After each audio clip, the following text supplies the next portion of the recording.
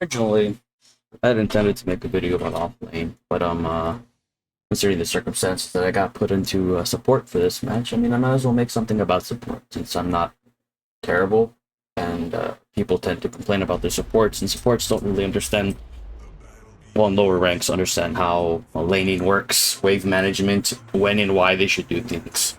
So here we go. This is on one of my alts.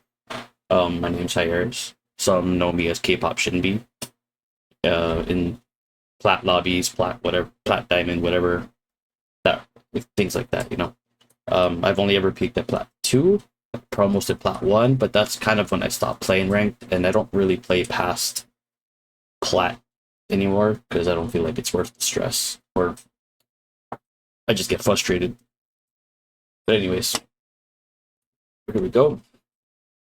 Game will start.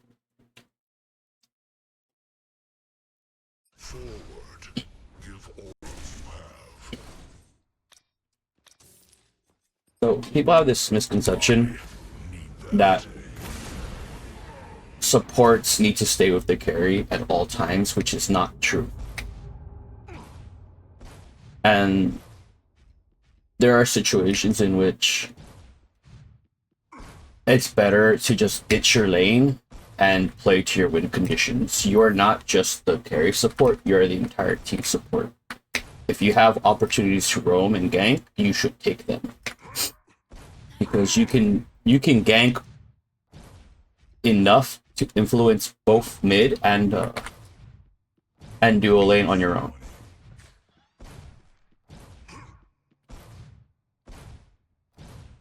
I've gotten into the habit of just jumping a lot because not so much for movement in this situation, but merely because it just makes it easier to dodge shit just in case. So jumping up and down just kind of helps you avoid skill shots and things of that nature. Like right now, since I have steel, I have an early shield. I don't care too much if he hits me or anything like that. I'm not playing for right now. My biggest strength is level 2. Most dual lanes at the moment are gonna hard shove to race for level 2 advantage, which I understand, I get it, but it's not always the best option for some carries, right? For some carries and some supports. And in many situations, it will open you up to a gank because you'll be pushed up. So I know their jungler is probably or most likely going to start red side, right? So he should be at red side right now. We're just going to try to go for a hook. They have the level 2 advantage. We just sit back and wait. There's my level 2. There's a way to help your carry last hit under tower. And usually for melees, you don't have to. For the range minions, tower will hit once, you auto the minion once, and then it's a free minion for your carry. What you want to do as support is you want to enable your carry to do things, but you need to enable them knowing when and how to do it. Right now, she has no mana. She can't really fight. Right there, boom. There you go. Free minion, free minion. Free minion, right there. I'm just helping her farm as much as I can. I know he wanted to gank, but I mean, again, we're not really in the position to do that. Yin is going to be on right side right now because, again, she starts red. Right here, I'm going to help my carry by trying to freeze this lane or making sure the minions don't crash. By doing that, it ensures that she gets the CS and our tower takes minimal damage. If she played it correctly, we would literally have kept our wave right there where I was at. But anyways, that's something else. So now it's going to be a lot of waiting and stuff like that. I don't know how this carry's playing, or I just barely started, so I can't really say much. He's going to try to poke me because he wants that tower in. There's no point taking too much useless damage. So I know he's going to gank, so I'm going to go in. Get the stun. Body block Richter, force the blink, and that's it. That's where the gank should end. Sparrow, what are you doing? So now we gotta run back because Sparrow fucked up. And they're going to die here. They got out. I have no reason to stay. I have no health. I will die. Sparrow messed up there because that was absolutely pointless to do that. We had already gotten the blink. That's the main objective for ganks in the early game, is you want that blink. Because if you get the blink, you have a time frame to gank, regank, and stuff like that. So just getting the blink is a win. So all we had to do was get that blink and then leave. I already knew Yin was there because of how the pathing works and stuff like that. So Chimera should have known too. They just did not want to play smart. So might carry back, so I get some free XP, solo XP. They're gonna try to hard shove this wave because they should. Murdoch needs to back. He has no mana. Sparrow is down 10 CS already, so that's lovely. I'm gonna, again, just freeze the lane. I'm gonna freeze the lane for my carry, because I can. I don't know why Richter's here. He wants to try to break the freeze so it crashes. But now he's... I don't know why she's chasing. Anyways, there, again, if she had just played it correctly, she would have caught the entire wave and lost nothing. Murdoch's gonna come. The wave is in a favorable position for us, and it's gonna be... Oh, okay, it should be pushing out. He is technically alone for a little bit, so I'm just gonna go in, stun him, drop a wall, auto a couple of times, and now leave. I got what I wanted. I put damage down. He's half health. I did what I wanted. I know he's alone. So every opportunity I have to at least do something to him, I will take it. But again, my carry is questionable right now. So I need to be very cautious of how they're going to lane.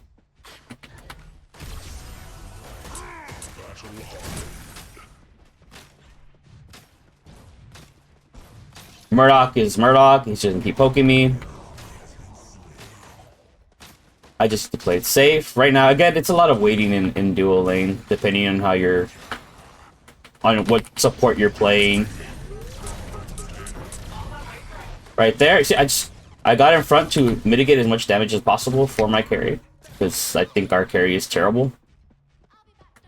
And they're already backing, which is bad. She's already going to be down about 20 CS in a second. I am not going to award that, because I can't. I am alone in the lane. For me to award that would be a suicide mission, so I would rather avoid it. They're going to hit level 6 before us. I'm just trying to catch the XP. I can't freeze wave, because they're trying to stop me from doing it, right? So I just can't. He's going to try to go for a hook right now. Murdoch keeps hitting me, which is fine. I'm not really worried about it. What in the... She just needs to farm.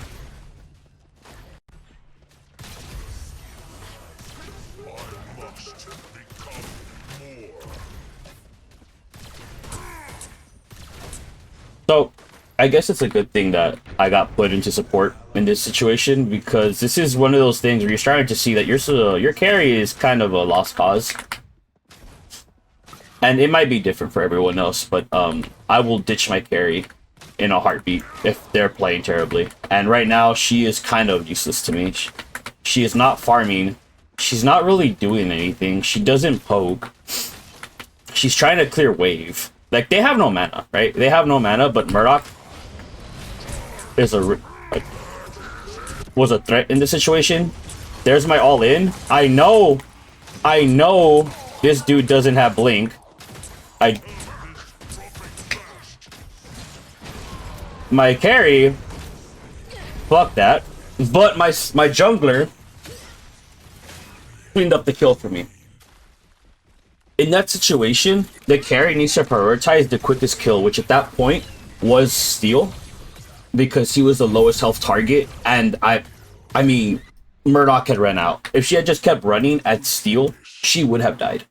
She would have died, and we both would have died. And I think Kai still would have picked up both kills. But this is something where kind of like how to put it, target priority kind of comes in. Like, you need to prioritize targets based on the situation and stuff like that. Like, yeah, it's nice to get on the carry, but there's some points where, like, if he blinks out, your best option is just to kill the next best thing.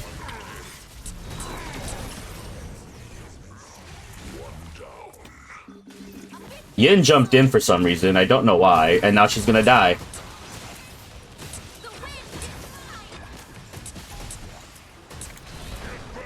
My team left, so that's nice. So now we're just gonna brawl. Just keep brawling. I don't want the kill, I want to give it to my mid laner. But this is what I mean, you don't stick to your carry at all times. I saw an opportunity to get a kill. Iggy saw it too. My Sparrow had already left. I have no reason to stick to my carry there. There's no point. Like, why am I gonna back with my carry if there's an opportunity there for us? So you don't always stick with your carry, and at times you need to tell your carry what to do. Like, if you are legitimately better than your carry, you have to guide your carry on how to play the game. That's kind of what the support does in, like, if you're in solo queue and such like that. Her getting those 2 kills from that fight helped her because she is behind. Another thing I should probably talk about right now is probably builds and stuff like that.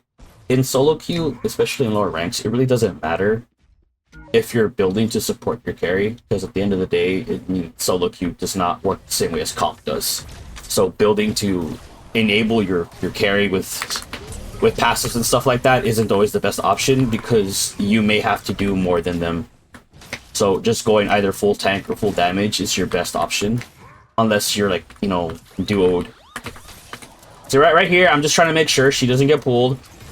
I'm okay getting pulled, I don't give a fuck. I'm just gonna ult, do that, do this. Like, I already know the strengths and my weaknesses, and in that situation, like, they can't kill me. So now I'm gonna body block, make sure he can't get out. This is a skill you need to learn, is body blocking, so that way enemies are forced to blink, and or there's just no escape path for them. In terms of team fight, or more like, in this situation, I have Sparrow, right? Sparrow is, I mean, I think she's an okay character. She's not amazing by any means, she has weaknesses. But into these two, we have the better 2v2. And what I mean by the better 2v2 is that ours is a little easier. Ours is a lot easier to get off than theirs. I have longer ranges, longer and larger ranges, I should say, with my abilities. And I'm way more versatile than Ripper can be. So I'm not afraid of the 2v2 fight at the moment, and I at least understand or know that my Sparrow will ult on top. I know he's alone again, so I'm gonna run at him. He is alone. For how long, I don't know, but he is alone. Now I need to be careful. So you see, that's why I start jumping around, because sometimes I don't know if they're gonna hook me or not, and it's better safe than sorry kind of thing. He wants to run in and ult at us, most likely. I need to stay here, because I can't really trust my carry to not die. It's okay to lose plates here and there. That's part of the game, you know, you're gonna lose some plates. If he's coming, I have more of a responsibility to stay.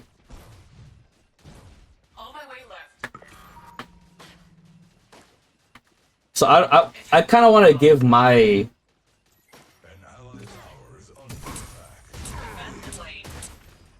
recommendation for gold buff is, if you have a lane wave like in the center, why are you okay? That's a whole different thing.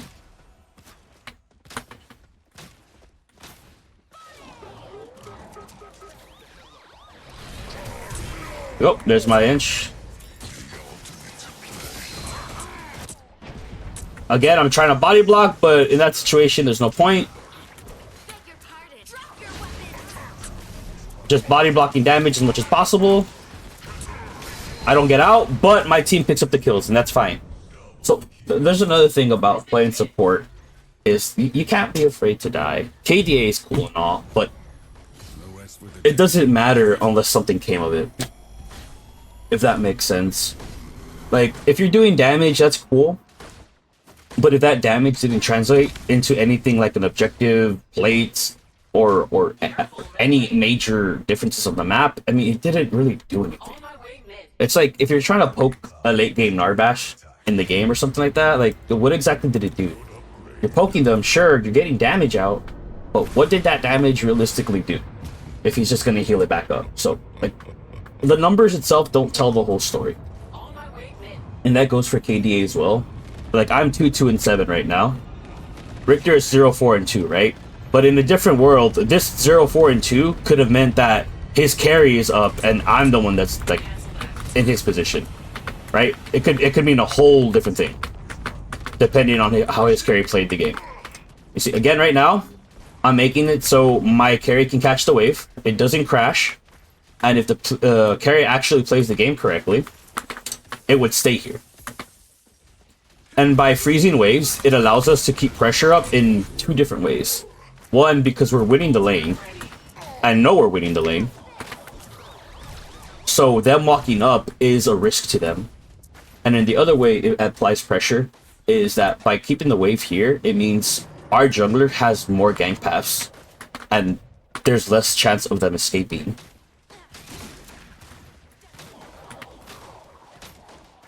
So I haven't had to leave my lane too much because my carry's been fine. So I haven't had to. He's gonna try to hook the carry. I want you to hook me. Do it again. Oh. Hit him again. Body block, body block. And then now we turn on the Richter. This is what I mean by we kind of win the 2v2s. Sparrow is just easier to play in this situation. So unless they kill Sparrow instantly, like, she just kills them. In their situation, their priority target has to be Sparrow. Because if Sparrow doesn't die, I'm not a threat. I'm not a threat on my own. But with Sparrow, I allow her to just sit there and ult for free. If possible, you want to give your carry those the plate gold and stuff like that, and all you have to do is walk away a little bit, and then they'll get the full amount. If not, it's split between you two. So you try to give your carry as much resources as possible, right? So now that that tower is gone, I have no reason to be over there right now. Like, I have no fucking reason to be there. So my next best option is to roam. Like, if I don't have a reason to be in lane, why stay in it? You know, yeah, you're the support, but once that lane is down, go do some stuff, you know? Like, force fights. If your team is here, I mean, look at this, look at this, look at this. So we can get this.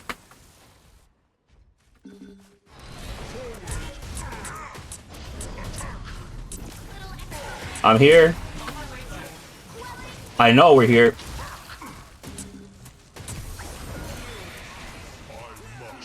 In a perfect world, Chimera would have stayed, and then that would have been 2 free kills with CC lock on top. If Kai stayed.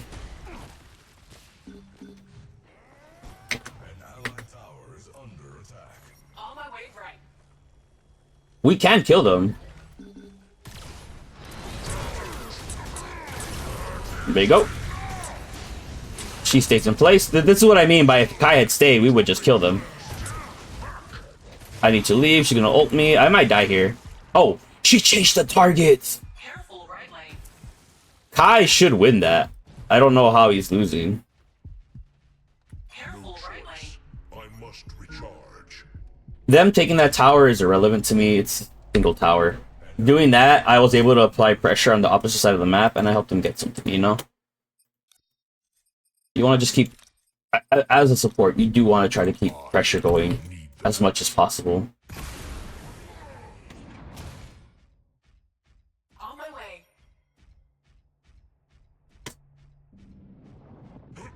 Right now, I'm running to my carry for the mere fact that it's in a really bad position, and again, I just don't trust it. I don't trust my carry to not die. So I'm kind of forced in this situation where I need to go. Not because I want to or need to, but because I don't trust it. I do not care if he does any of that to me. I am steel. I block a lot of the damage he does up front anyways. I am not worried about Murdoch right now because I know he's behind, and I am relatively tanky in comparison. So he can't really do much to me. He can't kill me, of course. Just not fast enough for it to really matter.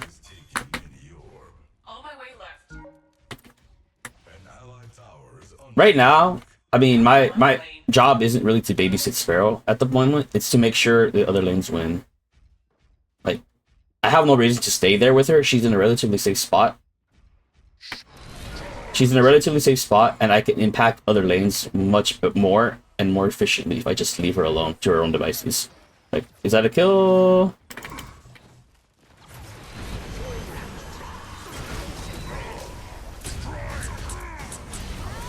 There you go. Is what I mean. Like, it just roam.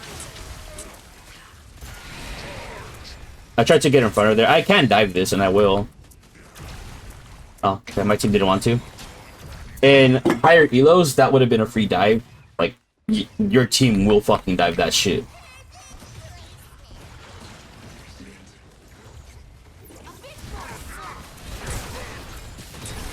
I don't know what she was doing, but I will take it.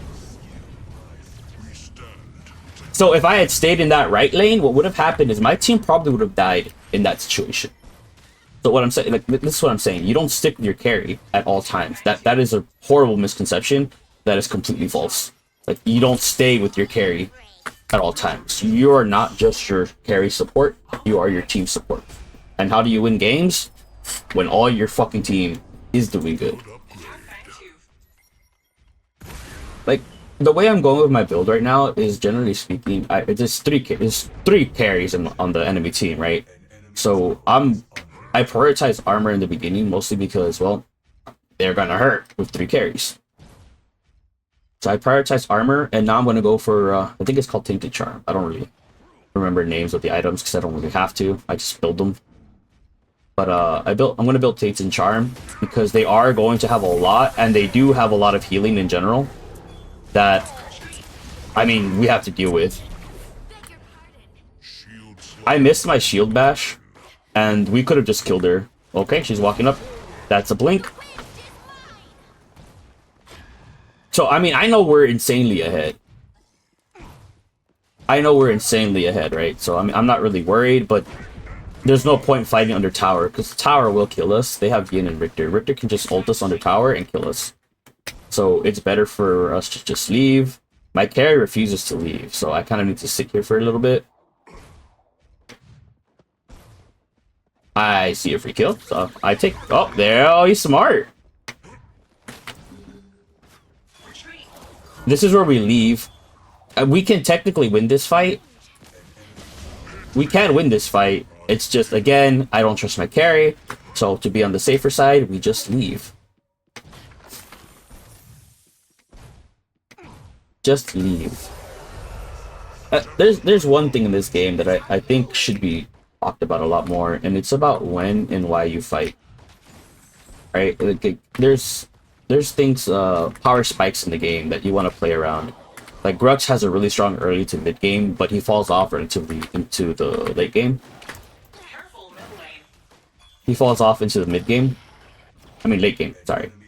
And, like, there's openings between that and things. Like, you need to know when you want to fight and when you can fight.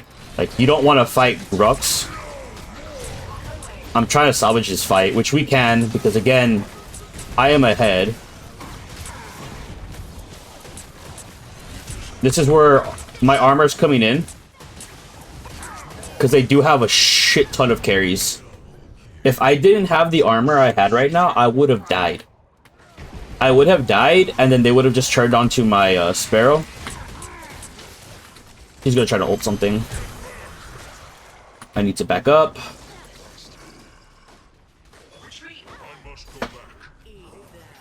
We need to keep running, because Mori's gonna do Mori stuff. She's building armor. I mean, it's not a bad option. It's just that item specifically doesn't really benefit much unless you have other armor items on top. That's kind of what you want to do with it. It wants to stack items. So here, my build's going to start adding a little bit of magic defense because of the way Mori works. Mori can almost instantly proc this, the passive effect, which is more magic defense. Like, she can instantly proc that because of how her passive works, right? And it's probably the best magic defense item in the game. There aren't very many options. Like, I can keep him alive and get out. I know I can, so I will. Sparrow's in a horrible position, so I need to walk up to her. I can go in, so I'm going to. We get the free kill. I need to try to get on Yin to body block for my carry. I can do this, and then we get the kill. So a lot of the game is more about making sure that you can incentivize your team, or not incentivize, you can get your team to a position or set up the position that they need to be in order to win. That's literally what the support is. You are, again, in solo queue. Your job is to make sure that your lane. Iggy made the right call, but again, it's more about I don't trust them, so I'll make the safer play. Like, the support's job is generally just to help the entire team. You don't want the kills. If you get them, it happens, fine, awesome. But you don't want to be the one taking the kills unless you absolutely have to.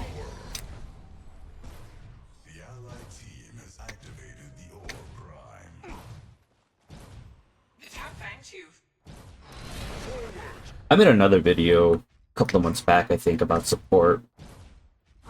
Oh, I did that out of habit. But,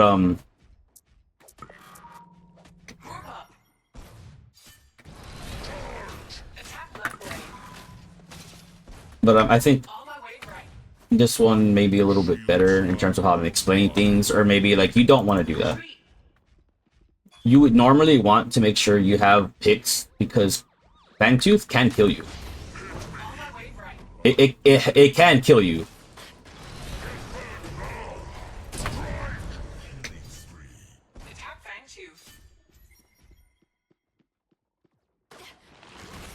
I'm doing that because I'm gonna play what's called zone. I'm gonna zone, make sure no one's coming. I'm just making sure nothing can get onto Fang to possibly steal it, right? I'm just making sure I can track whoever comes in here, since I can't ward. And there you go, free Fang.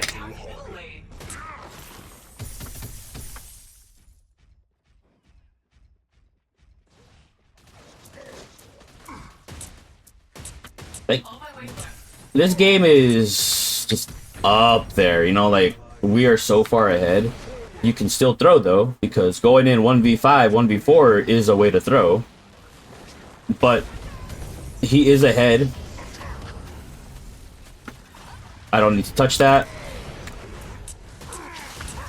Use my abilities to get on Mori. She's gonna try to do stupid crap, do this, get the stun, and then just give him the kill. There's different ways to protect your team other than just fighting all the time. Because you don't have to. You don't have to fight all the time. There's no reason to fight. You know, there's just no reason. Back to the scaling thing I brought up earlier. It's like, each character has their own power spikes and time periods and items where they are effective in the game, more so than their counterparts, right?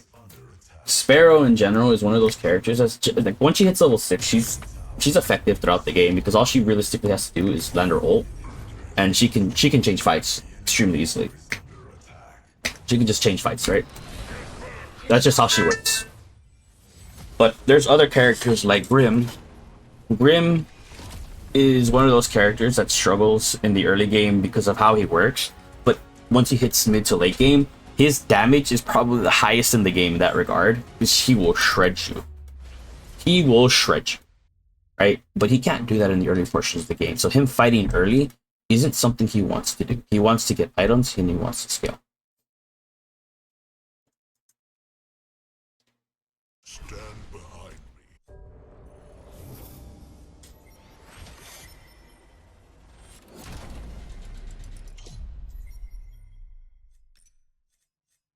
Let's go look at stats. So this is the difference between an effective support and one that's, you know, not doing the best for whatever reason. I can't say whose fault it was. I do think the carry was just the weak link in these two. He was always out of position. He was always in bad spots. He was always pushed up. Like, he was easy to catch out. Those kind of things, little simple mistakes like that will win or lose the game completely. So anytime I saw an opportunity or someone out of position or someone alone, take it. Like if you know for a fact that the enemy carry is alone and you are in the lane with them, you should be running at them. You should be running at them. Because if they are pushed up and they are alone, they are out of position. And if you're able to get a blink or even the kill, perfect. Perfect. But if you're not sure, it's kind of like a gamble. But if it works out, awesome. If it doesn't, you're kind of fucked. So there's a couple other things I want to talk about. The reason why I made this video in the first place is because there's a lot of people who don't particularly know how to play the game or have this misconception that the game is just fight all the time for everything at all times 24/7, and that's not really how the game is played, or it's not really how that works, right? And there's a lot of mistakes made. You lose a lot of XP, you lose a lot of gold, and there's counterplays to almost everything in the game. So what I'm like in terms of Fang, the first two Fangs, I mean, they give you small buffs that don't really mean much in the grand scheme of things, right? They really don't. But the third buff is the one that's important because it gives you a permanent buff to damage, right? That's the important one. That's the one that matters. Third Fang. All the other ones are just bonuses, which can be mitigated or completely ignored by endgame, Like the bonus XP, the bonus gold, that matters. Yeah, I mean, it matters to a certain extent, but you can bypass that or counter it by just understanding how to lane. If your off laner or whatever laner goes to do Fang, they get that slight world bonus, right? But in order to do that, they have to leave the lane. So if they leave the lane, you can either freeze it or push it, right? If you freeze it, they lose more minions than you will because if you understand how freezing works, it'll kill the wave faster, kind of thing. And if you push it in, you're getting tower damage, you have lane pressure, you might be able to get a gold buff out of it if it's still up, and you're denying CS because it is dying under the tower, right? So to a certain degree, like, it does mitigate a lot of what Fang does. It's not worth dying for Fang if you're not in a position to fight it. People tend to want to tell their jungle to run in 1v5 or it's the jungle's fault, we have no objective, but that is always the case. Jungle or objectives are reliant on laners.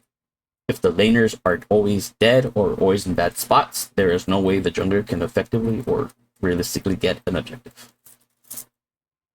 I mean, it's kind of all I have in my top of the head right now. I mean, I wanted to talk about offlane, but this is the one that gets made first. So, I mean, that's it. I guess that's it for the vid.